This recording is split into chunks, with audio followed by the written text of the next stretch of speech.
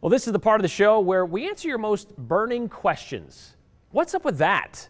And today we have one from Ted. Ted asks this: what's going on with that vacant property on Whitewater Park Boulevard and Main Street in Boise? Maybe you've seen it. Well, Ted, it turns out not a lot. Absolutely nothing.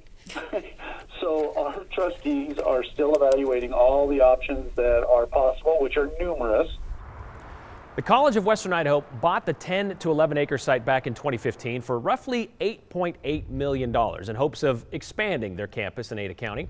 They wanted to build a 5 or 6 story building there, but here we are nearly 5 years later. That prime piece of property on the western end of downtown Boise, sitting by the river, still sits empty.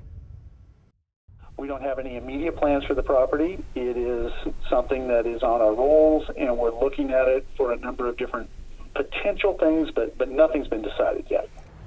CWI did try to pass a bond in 2016 for $180 million to pay for construction at the new site, and that failed, but just barely.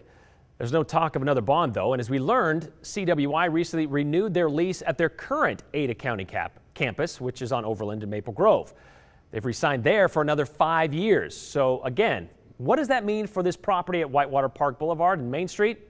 Well, if they can't come up with the money to build, would CWI consider selling it? You know, that's one of the topics of conversation that they've kind of nibbled at, but I would believe that in the future, that as planning and ideas come around, that's got to be part of the discussion. You may recognize that piece of land because there was talk that the land would be sold for the proposed multi-purpose stadium in downtown Boise, but CWI says there are no plans for that, not to their knowledge, and not with their involvement.